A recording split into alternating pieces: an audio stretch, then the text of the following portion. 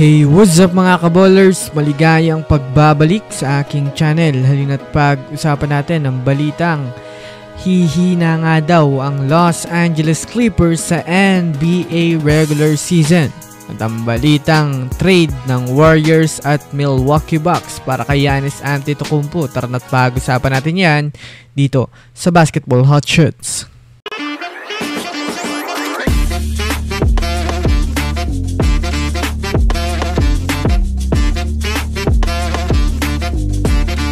Una nga muna tayong dumako mga kaballers sa balita patungkol sa hihina nga daw ang Clippers sa NBA regular season. Naibalita ko na rin naman nga po sa inyo kahapon mga kaballers na hindi maayos ang kalagayan ng Clippers ngayon. Kahit man nga maganda ang naging laro nila sa preseason games ay hindi pa rin ito magiging sapat dahil na rin naman nga po mga kaballers sa pagkawala ni Kawhi Leonard sa kanilang lineup.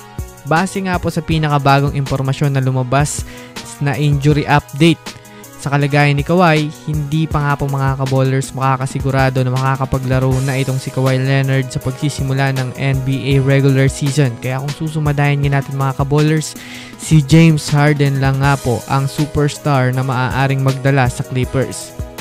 Dahil nga dyan mga kaballers, maaaring humina nga talaga ang Clippers dahil wala nga po si Kawhi Leonard na kung titignan nga natin ng mabuti, ito nga po ang mas nagbibigay malakas na impact sa opensa ng Clippers. Sa parte nga naman nga po mga kaballers ni James Harden ay hindi na nga ito gaya ng dati na sobrang massive maglaro at madalas na rin naman itong mga kaballers magdanas ng mga struggle. Kaya talagang masasabi natin mga kaballers na makaka-apekto nga po ang pagkawala ni Kawhi Leonard sa Clippers.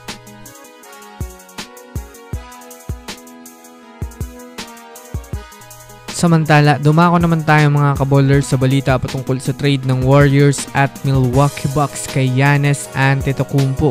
Well, dahil nga po sa nagparamdam na si Giannis Antetokounmpo kahapon sa NBA na gusto niya na nga daw umalis o i-trade na siya ng Bucks sa ibang kupunan, ay mas lalo nga pong uminit mga kaballers ang pagpasok nito sa kupunan ng Golden State Warriors dahil alam naman nga natin kung gaano kagusto ng Warriors makuha si Giannis Antetokounmpo para sa kanilang kupunan. Kaya naman ginawa na rin naman nga po kagad mga kaballers ng mga NBA analyst ang posibleng trade proposal ng Warriors sa Bucks para makuha si Giannis Antetokounmpo. Base nga mga kaballers sa trade, kailangan nga daw bitawan ng Warriors o i-trade sina Jonathan Kuminga, Andrew Wiggins, Brandon Podziemski, Gary Payton II at kasama ang multiple first round picks upang makuha si Giannis Antetokounmpo.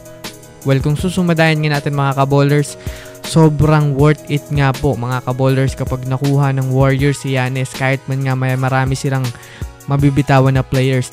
Dahil bold nga po mga kaballers sa magkakaroon ng katulong si Stephen Curry sa pagbuhat sa opensa ng Warriors, maaari pa nga po nila mga kaballers itong gawing sentro na kayang magdomina sa laro.